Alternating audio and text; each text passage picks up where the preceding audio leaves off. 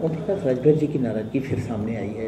उन्होंने 26 तारीख तक का, कल तक, परसों तक का अल्टीमेटम दिया है, नहीं तो फिर हम अलग हो जाएंगे।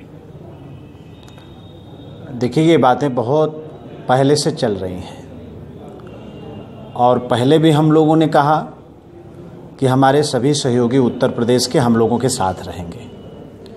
आज भी कह रहे हैं कि हमारा कोई सहयोगी, हमारा कोई गठबंधन का साथी कहीं जाने वाला नहीं है।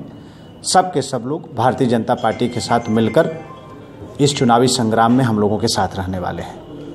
लेकिन क्यों बार बार वो बात होती है, बात बनती है, बिगड़ती है, लेकिन बार बार इस तरह का वो धमकी भरा? कुछ बिगड़ा तो नहीं है।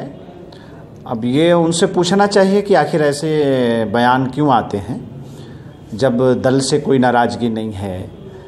हमारे श्रद्धेय राष्ट्रीय अध्यक्ष जी का बार बार आशीर्वाद उनको मिलता रहता है और उनके हर बात से वो संतुष्ट भी रहते हैं। तो इस तरह की बातें नहीं आनी चाहिए। आ रही हैं तो क्यों आ रही हैं, ये तो उनका विषय है। लेकिन मैं इतना ज़रूर कह सकता हूँ कि हमारे गठबंधन का कोई भी साथी हमसे अलग नहीं होने वाला है। हम लोग इस चुनाव में साथ मिलकर लड़ेंगे। 5-6 सीट उनकी मांग है कि 6 सीट हमें मिलनी चाहिए। अब अगर सम्मान की बात करें तो भारतीय जनता पार्टी ने पिछले विधानसभा चुनाव से लेकर अब तक बहुत कुछ दिया है। बड़ा मन करके, बड़ा दिल करके राष्ट्रीय अध्यक्ष जी ने महत्व बढ़ाया है। पिछले विधानसभा चुनाव में भी 8 सीट हम लोगों ने दिया और अभी आपने देखा कि उनके दल के वरिष्ठ कार्यकर्ताओं को किस तरह से सरकार में समायोजन किया गया। उनके सुपुत्र अरविंद जी को भी किस तरह से पार्टी ने उनका महत्व बढ़ाया। तो कहीं कोई कमी तो है नहीं। परेशानी उनकी कहाँ है ये तो वही बेहतर समझ सकते हैं।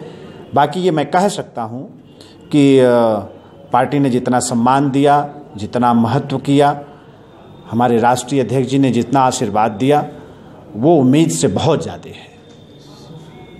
है। और जो जिस बड़कपन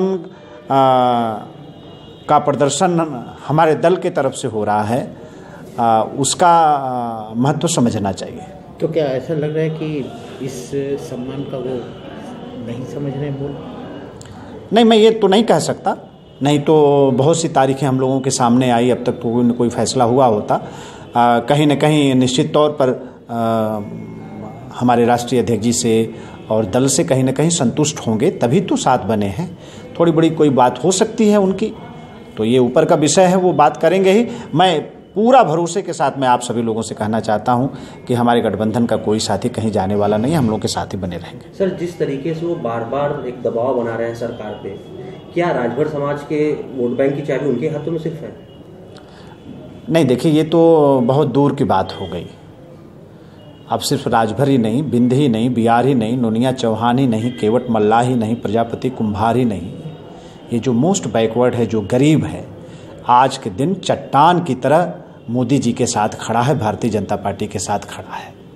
ये हमारी परंपरा है, हमारे दल का दस्तूर है, हमारे राष्ट्रीय अध्यक्ष जी का बड़कपन है कि वो अपने किसी साथी को छोड़ना नहीं चाहते। हम वोट की राजनीति नहीं करते, हम संस्कार की राजनीति करते हैं और उस नाते हम लोग आखिरी दम तक चाहते रहेंगे कि हमारा कोई साथी हमसे अलग ना हो। बाकी गरीब पूरी तरीके से मोदी जी के साथ खड़ा है। अपने चुनाव में पाकिस्तान की चर्चा जरूरत से ज़्यादा हो रही है, क्या कहेंगे?